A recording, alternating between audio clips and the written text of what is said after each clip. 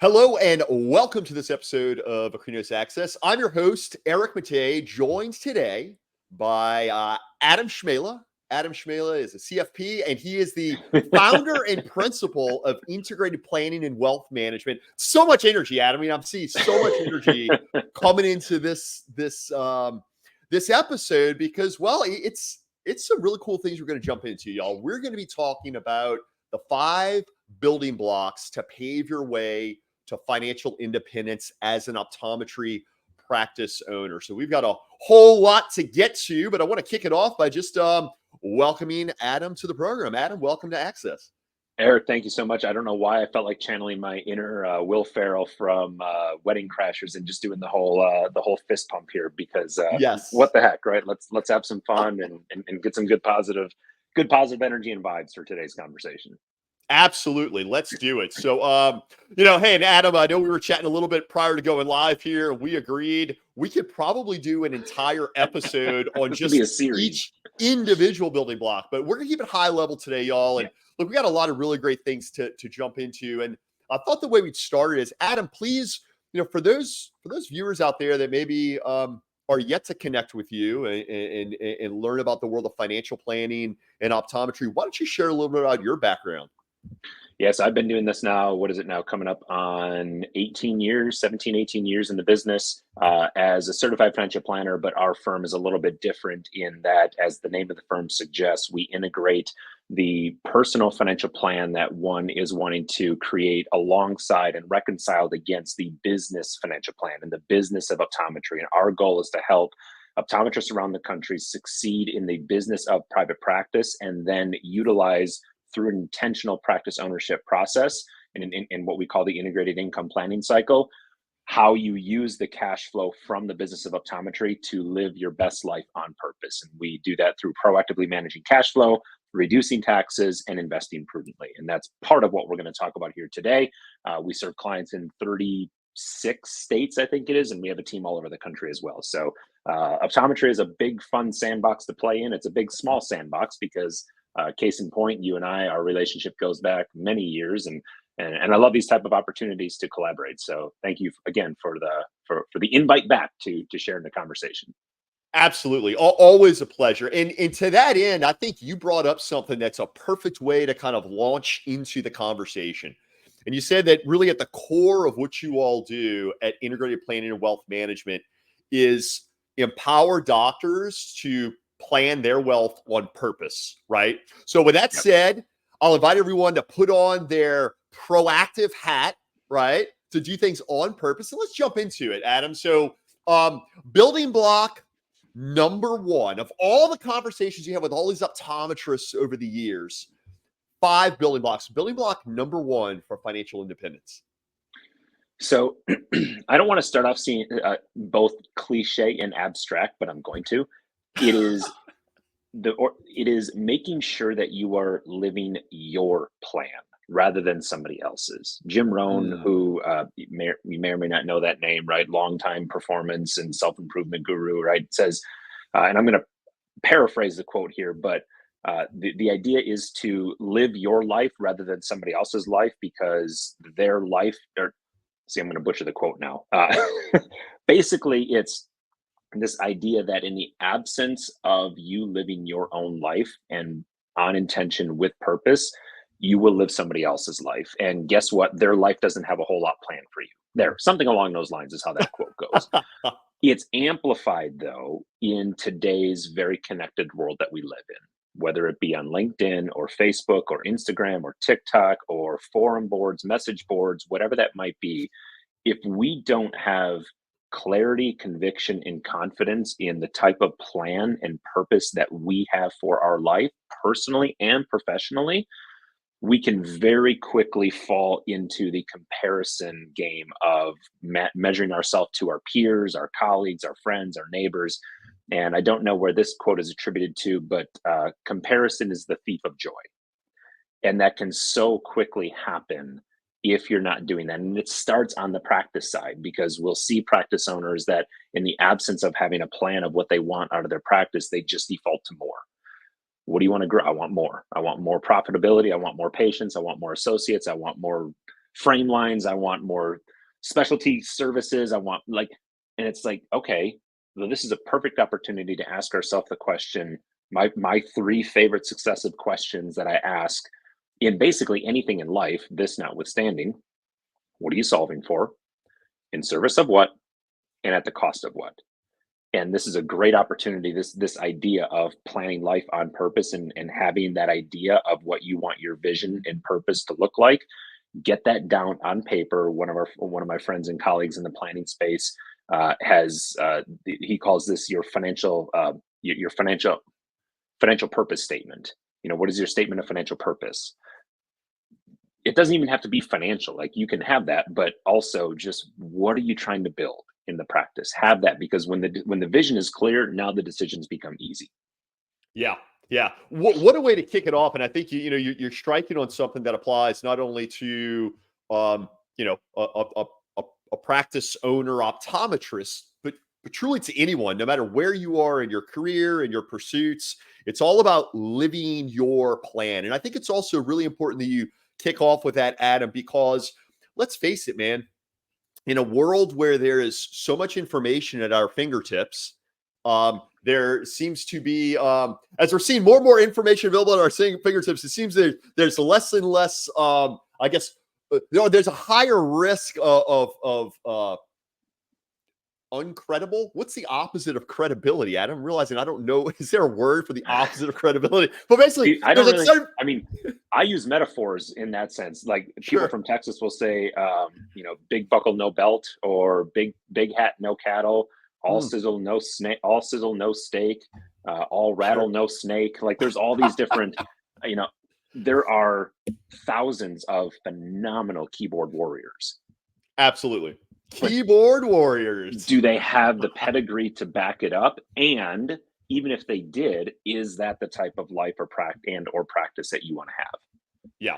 Yeah. And that, by the way, that was a very eloquent way to put it, whether we're talking hats and cattle, sizzles and steaks, or businesses and financial freedom, right? It starts with living your own plan. And I think it's also important to take away for our viewers out there as you're considering this. I think one of the first things to put in context is where you are in your journey, right, Adam? I mean, if you're having this conversation with someone who's, 15 years into their career, maybe they're 7 or 8 years into practice ownership, living that plan, creating and living that plan is totally different from someone who perhaps is 5 years from retirement.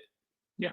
And looking to go about it. So building block number 1 is living your plan. Love it. Plan life on purpose, which just happens to be the tagline of our firm. So I figured I'd go with it as number 1. It's great. It's great. Plan life on purpose. Adam, I can see right now you get a little tattoo there on your shoulder. Planning on purpose with the integrated planning. Well, our newsletter that we have, which goes out on a monthly basis to everybody on our list. When I do it in my email platform, it's just called PLOP, Planning Life on Purpose Newsletter. So PLOP. So it's PLOP September, PLOP October, PLOP November. So get a tattoo that says PLOP. PLOP. Fantastic. All right, y'all. So we are talking about.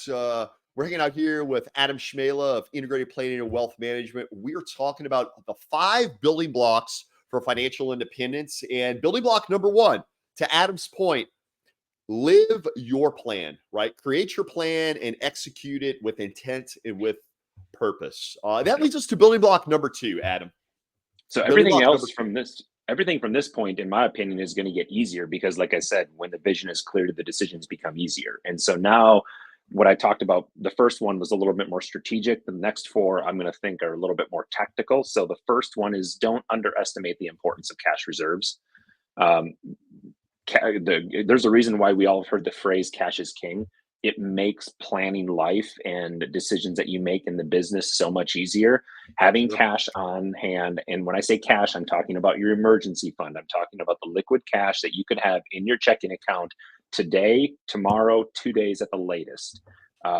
The benefit of having that, again, you're reducing the amount of debt that you have to use. You're reducing the amount of OPM, other people's money that you have to use. You're reducing the expense, right? You can now, in today's interest rate environment, granted, the Fed just cut the rate last week, as at the time of this recording. So our interest, or the interest that we're earning on our cash, is now a little bit less than what it was, but we're still getting some type of return on our cash rather than paying a high interest rate on any debt that we would have. So on the business side, we like to see practices have a good 2 months of operational expenses minus owner salary in the business, or minus owner benefits in the business. And then on the personal side, candidly, that is a wide open question, just because for everybody on the personal side, there's a number in their household that just makes sense for everybody. Generally speaking, where I would start is somewhere in that 2, maybe 3 months of living expenses on the personal side. And then again, we have some relationships that have a year's worth of cash, and we have talked to them ad nauseum that you have a lot of cash. And they're like, I know. Like, you have a lot of cash. I know. And pick your battles, right? That is the Sure. number that they need to feel comfortable. And as long as we've had a transparent conversation on the opportunity cost of that decision, that's fine. That's fine. So cash is king. Have the cash reserves both in the business and on the personal side, and delineate between those two. We've talked with practice owners at various stages of their practice ownership journey that will say, well, I've got a lot of cash in the business and I don't have a lot on the personal side, and I just keep it in the business. And I'm splitting hairs here a little bit. You can do that. I feel like there's clarity in having an understanding of the financial health of both businesses. Your personal business, right? Because our life runs just like a business, right? We have a balance sheet, we have a budget, which is also known as an income statement, right? We have a statement of cash flow, which kind of shows where all of our money went. So our personal lives, we could think of as a business. I like separating those two, just to have more transparent and a clear understanding of the financial health of both houses, if that makes sense. Absolutely. And that is so critically important that you point out. Building block number 2 is the role of cash. You said it best, Adam, right? Cash is king. It is so vitally important to have those cash reserves set aside. And also, to your point, have them separated between the business and the household. Yep. And I think we can certainly go down a lengthy list, and certainly with COVID not too far in the rear view mirror, we certainly see the role of having those emergency funds on hand. But also, let's just think of any myriad of instances that can arise within the business, and there's the need for having some liquid cash we can easily get our hands on, et cetera, et cetera. Also, I mean, let's face it, cash reserves also can make us really attractive if we are looking to make some investment where we are going to look for OPM, other people's money, right?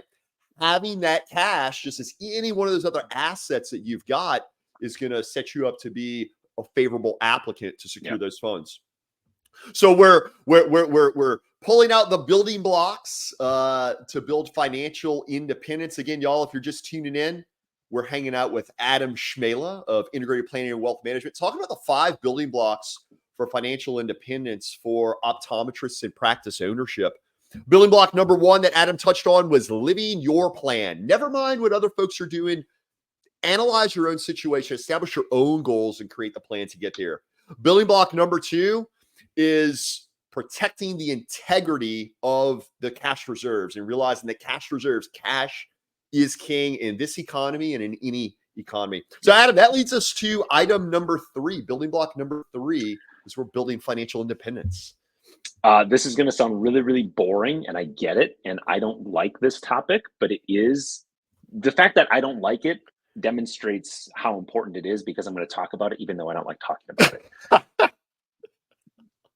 Eric, if I were to ask you, what is your greatest wealth building tool? Most people will sometimes say, oh, well, it's the investment that I have, or it's my ability to invest in this ETF or this mutual fund or buy this stock. And I get that. But if we were to ask ourselves, what is our greatest wealth building tool? It's actually our income. I was about to roll the sleeves up, Adam. Right. Roll the sleeves up. Right. So it's our ability to protect our income, and risk management, which is a fancy way to talk about insurance, is often an over it's just kind of like we brush over that. We're like, oh yeah, I've got this policy, or I've got this policy. Um, and I'm not a life insurance agent. I'm not like, this isn't some bait and switch, like, let me get you to talk about all kinds of insurance. No, that's not our MO, and that's not our game. Our game is to, or not our game, but like our mission, our intention is to protect, preserve, and grow clients' wealth utilizing the business of optometry.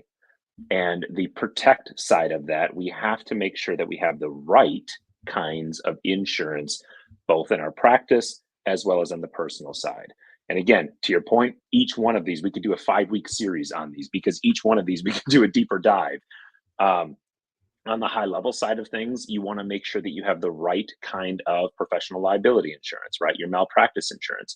Make sure that you have do you have incident, or do you have a occurrence, or oh my gosh, brain cramp. We're Sorry, this talking is live. insurances. We're talking liability. We're talking disability. We're talking life insurance. Claims we're talking based. buy There we go. sell. Geez, I'm Claims, like, okay. yeah.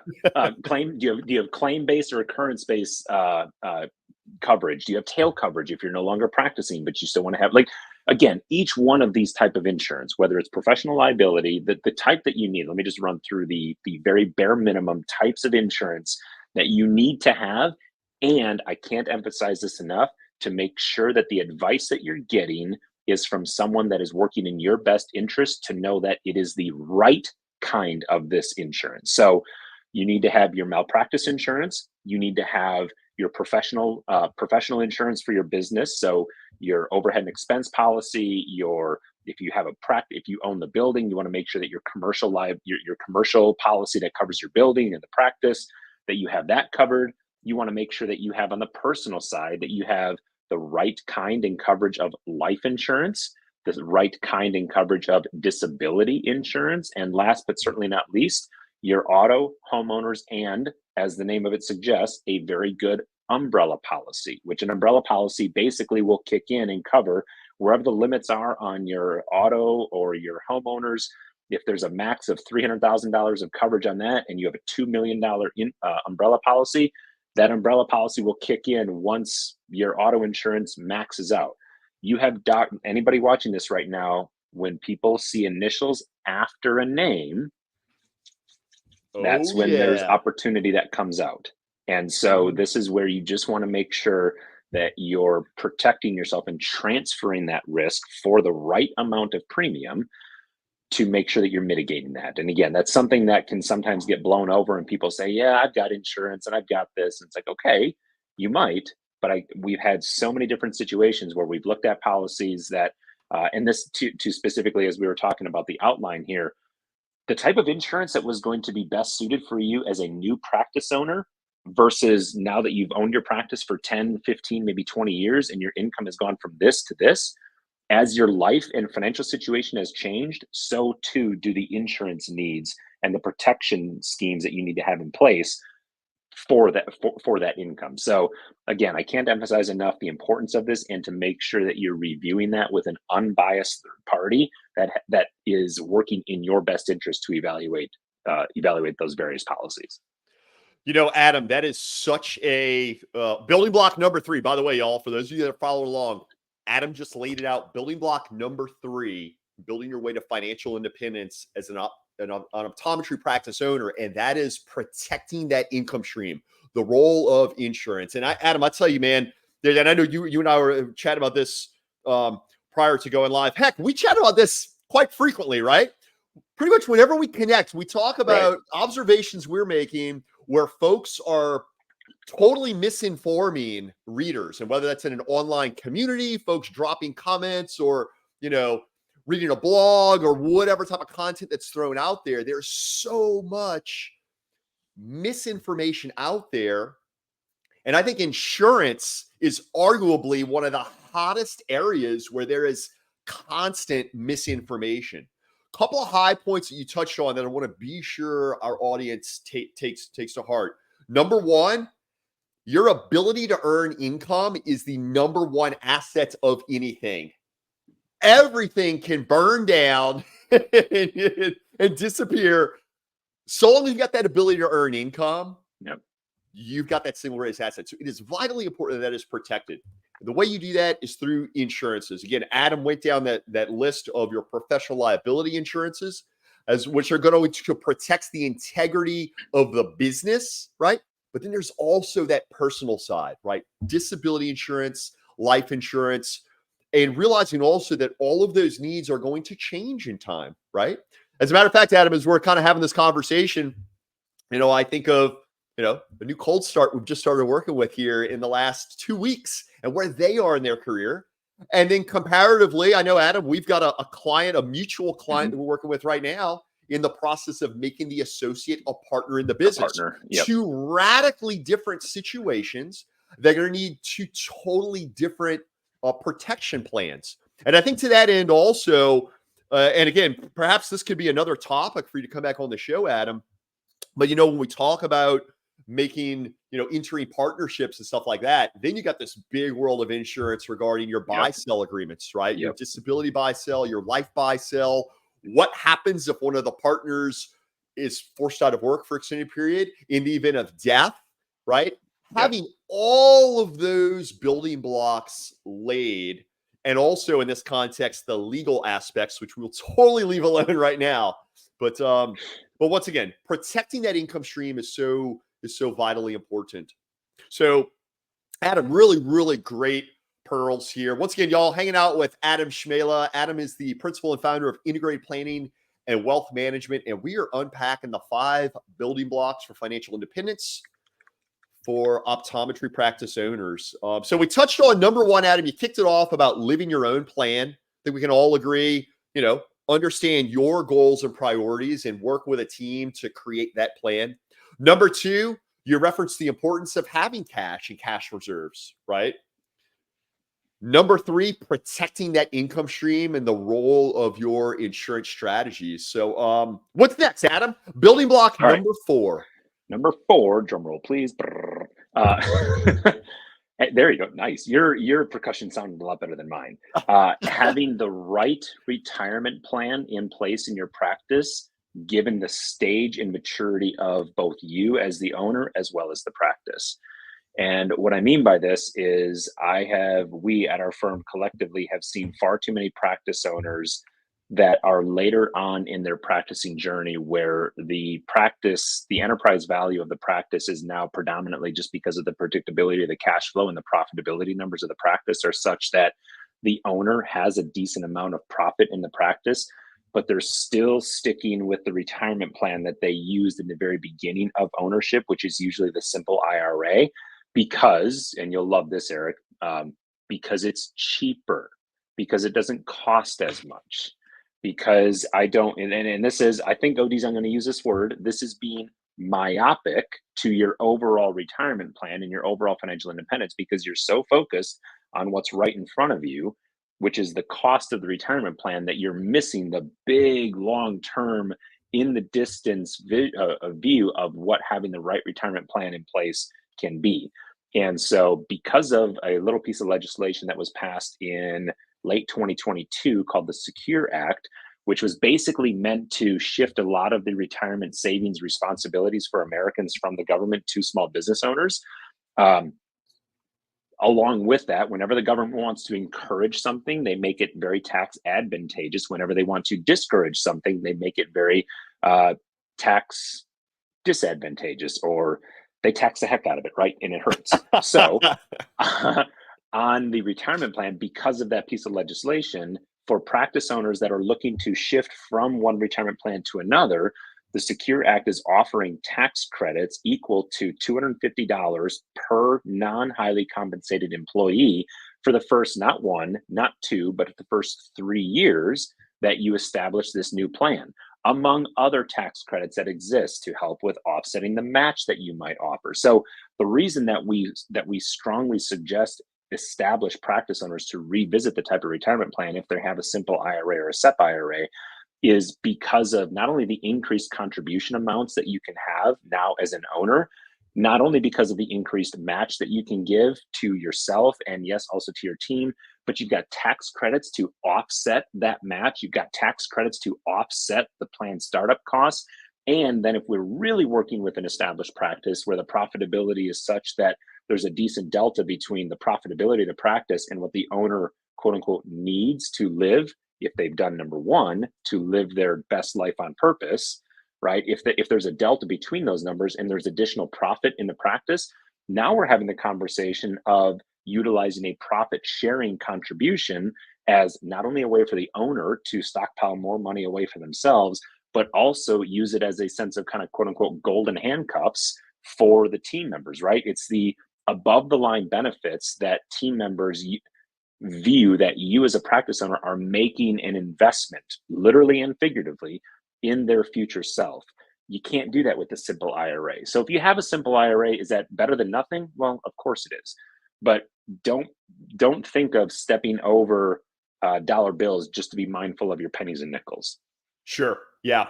Wow. Such a powerful point there, Adam, right? As we're talking about these building blocks for financial independence, and certainly for optometry practice owners, be sure you're using the right retirement plan within your business, right? And to your point, Adam, in those early years where you're starting out, yeah, having that IRA because you're only able to fund a few $1,000s a year as you're getting on your feet, it's a great fit. But realize that there's an evolution. There's going to be a metamorphosis of the business, a growth of the business. And as it were, it's a matter of being strategic and mindful of when the right time is to step into a retirement program that, sure, the fees may be a little bit higher. A little bit Perhaps higher. There's loads, fees, what have you, but don't, to your point, step over the dollars to pick up the dimes. Don't stay confined down here. We're only able to sock so much money away in a tax preferred basis to simply save a few dollars on your fees, right? Because ultimately the net, when you look over time and how these things can grow in a tax-free or tax-deferred manner over time, the net, it's kind of a no-brainer. So I really like also how you tie that back, Adam, to the first point, which is living your plan. And I think now more than ever, while there's so many ways to construct a plan and get on this path to financial independence, I think now more than ever, there's so many avenues, but I also think now more than ever, it's more complicated to optimize what's truly in your best interest, right? I mean, look, Adam, it's a lot like the work we do within Akrinos. I mean, there's never been a better time to get into practice ownership, transition to a partner, really look to grow and scale the business. There's never been a better time to do it, but it's never been more complicated, right? So the importance of discovering what that right retirement program is going to be, and obviously, the work that you guys do, and I can speak firsthand for the work that you guys do because we've got Akrinos clients that do amazing things building that financial independence with integrated planning and wealth management. So fascinating stuff here. We touched on 4 really great building blocks as we're hanging out with Adam Cmejla talking about the 5 building blocks for financial independence. So if you missed the first 4, number 1 was living your plan. Never mind what other people are doing. Focus on your goals and priorities. Number 2, never underestimate the role of cash reserves. When in doubt, have a little extra cash on the sideline. Number 3, protection is imperative, right? I mean, we can have the biggest bank accounts, the biggest investment accounts, the most thriving, booming practice out there. But if we're not protecting that income stream and protecting that business, we're at risk. And you've worked so hard to get to where you are. You don't need that risk, right? Work with a team to get that proper protection in place. Number 4, Adam, you then touched on ensuring that you're utilizing the right retirement plan. And I think that is certainly one of those things that going from, hey, I'm in my first 10 years of practice ownership, then I'm in my next 10 years or my peak earnings years of practice ownership. And then ultimately, you're starting to eye the exit, realize that retirement program, those tax strategies are going to have to evolve to suit where you are in that business life cycle. So Adam, that leads us to building block number 5. And by the way, pressure is on because there's far more than 5 building blocks here, but what are we going to identify as the 5th? Well, unbeknownst to you, you actually teed it up perfectly the way you finished that last sentence, because as you're eyeing that exit, that's number 5, is to ensure, just as if anybody here has ever, any practice owner watching has ever sold a house, you know that what you do prior to listing it on the market is you get a better understanding of what this house is actually worth, and you have a conversation with people that can help you understand what the business is worth right now, and from a planning standpoint make sure that you know what you quote unquote need the practice to be worth, so that all of this planning that we're doing, going back to number 1, that the sale of the practice fulfills any potential need that your personal plan has. But here's the very direct and tactical building block, if you will, to understand.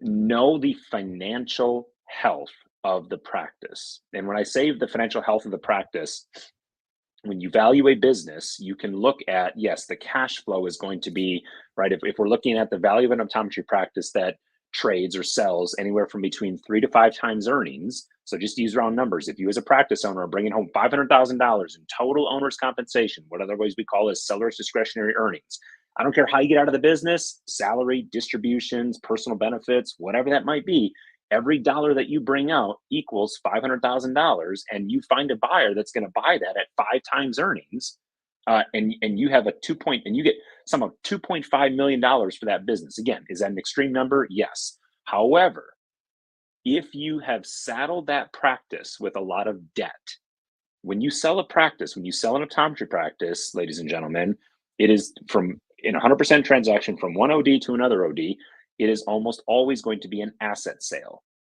Notice I said an asset sale. I did not say an asset and liability sale. The buyer of your practice is only worried about buying the assets of the business. It is your responsibility as the seller to essentially satisfy the liabilities in the practice. And we've had a number of situations where the seller, from a cash flow standpoint, had a relatively healthy practice. The operations of the business were pretty healthy. But then when we looked at the balance sheet, because the practice owner had leveraged the business so much and had saddled it with so much debt, the amount of money that the seller was going to get after paying off the debt and after paying taxes on the practice, on the sale of the practice, well, let's just say that there was a pretty big delta between what they thought they were going to get versus what they were actually going to end up with. So understand the financial health of your practice, and don't do that in the year that you're going to sell the practice. Get a better understanding of that when you have a 3 to 5 year runway, so that you give yourself some time to improve if you need to. That is so extremely powerful. Building block number 5, y'all, the financial health of the business, right? And there are, and Adam mentioned it. I mean, look, in our work at Akrinos, Adam, we've seen it as well, where you you can look at some businesses that are, operationally they appear to be amazing, but then you look at the balance sheet and you see line of credits from this lender and that lender out through the wazoo, and you still got, equipment's been refinanced this way and that. So really powerful for you to point that out, Adam, because look, it's about evaluating the financial health of the business and also giving yourself a time horizon to have impact, right? And that's also why you said, don't wait to do it when you're eyeing retire. Hey, I'd like to sell my practice next year. Let's have a look, it's, I mean, look, we could probably make so many analogies to eye care, right? Like, oh, patient had this red aggravating eye all week, and now they call us Friday at 4:59 wanting to come in. It's like, come on. So really impactful stuff there. Also, when you consider looking at financial health and planning for the exit, I think it's really fascinating also, Adam, when we just consider all these changing dynamics in the market, right? I mean, I would argue, and I know you're right there with me, there's never been a better time to be in practice ownership. However, and by the way, we say that why? The public health need continues to grow and the scope of optometry continues to grow. So there's never been a better time to be in practice ownership. However, I think we would agree it's never been more complicated. There's never been so much competition out there. There's never been so many regulations to navigate. I mean, we could go down the list of all of these areas and make it very, very complicated to run a business. But the fact is this, is that you are in control. And I think that's something, Adam, that in this episode, as you were, as we were digging through these 5 building blocks for financial independence, sure, there's a world of uncertainty out there. But when you tie it back to identifying your goals and creating your plan, you respect and honor the importance of cash and cash reserves and be sure those are always being proper where they're supposed to be, right? You hit on number 3, and that's the importance of protection. Take the time to work with the team to come up with the right insurance strategy for your practice. And also realize that the insurance strategy that may have been good for you 10 or 15 years ago, in all likelihood, it's insufficient to meet the needs of where you are now, right? 4, you touched on the importance of having the right retirement plan. Once again, another one of these things that evolves as the business life cycle evolves, right? And 5th, Adam, which I think is really great to kind of pull it all together, and that is, as you are eyeing the exit, to respect and honor the financial health of the business. And I think it's also important here, Adam, for folks to go into all the stuff objectively, right? Yeah. I know you all in working with clients, perhaps you'll connect with someone who is really giving themselves a hard time. And I think that's a really good takeaway for our audience, right? No matter where you are in your career, in your journey, if you're taking the stuff to heart and coming out of this episode of Akrinos Access, you're like, you know what? It's time for me to be proactive, to start planning on purpose. I think it is really important for folks to give themselves grace, right? Yeah. So, you dig into those cash reserves. Maybe they're a little suboptimal. No need to beat yourself up. Just put the plan in place to get to where you need to be. You realize you've been running that same SEP or simple IRA for the last 10 years, when meanwhile, you've been leaving so much money on the table. Hey, don't give yourself a hard time. Just put in the work now to get on that path, right? So, yeah, Adam, what a really insightful and inspiring episode. You always bring a ton of insight, a ton of inspiration when you come on the show. So, you make it easy, Eric. Up, I appreciate you. Well, so look, before we wrap up, any closing comments? And certainly I'd love for you to share the information of how folks can contact you guys. Yeah, I think the biggest part that makes people nervous about hearing something like this is they feel like it's overwhelming, it's complicated, it's confusing, and it's intimidating. And there's a part of that can be correct. I get that. And so if they do have that feeling, then they just do the ostrich in the sand and they're like, I'll get to that later. Everything that I just talked about, if anybody's familiar with the Eisenhower matrix, which is like tasks that need to be done that are both important and urgent, that are either important or urgent, everything that I've just mentioned falls into the quadrant of leadership, which are tasks or initiatives that are important, but not necessarily urgent, until they become urgent and important. And the challenge with that is that by the time that happens, there's usually not a lot of things that can be done. And so the kind of joke that we'll have is like, I'm sorry, there's not a lot that, a client's lack of planning doesn't constitute our emergency, meaning there's not a lot, even though it is emergent now, there's not a lot that can be done at that situation. And so it just emphasizes the importance of proactive planning. And if you want something you've never had before, you're going to have to do something that you've never done before. And no problem can be solved with the same consciousness that created it. And so it starts with a conversation. It starts with one piece of action, whether that's with someone like our firm or anybody that is working in your best interest as part of your professional team. And you just start chiseling away at it. It's not going to be done all at once. And the goal is to go from confused and overwhelmed to now confident and methodical. Love it. Love it. And look, that's why we call them building blocks, right? Yeah. It's a process. It's an act. It's a roll the sleeves up and come on the field, be a part of the game. So I love the way you pulled that all together, Adam. Absolutely. Yeah. So before we go, please, why don't you share with folks how they can connect with your firm over there, Integrated Planning Wealth Management? Yep. So two different platforms that we've created. The first is integratedpwm.com. That is our flagship website, if you will. All of the information about our firm, our services, the podcast that we are now over 300 episodes, 2020 Money. We also created what we consider to be a Becoming Brilliant at the Basics platform at 2020 or 2020membership.com. So 2020membership.com. If you're looking for more of a self-help, a self-guided route to become brilliant at some of these these basics that I've talked about, we built an entire course, checklist, module, app. Everything is over there at 2020membership.com. You can check that out as well. But last thing I'll say, Eric, again, appreciate you having me on. For those of you watching, do not underestimate the feeling of empowerment and peace that comes over you as you start making progress on these things. And I say that as someone that truly drinks my own Kool-Aid.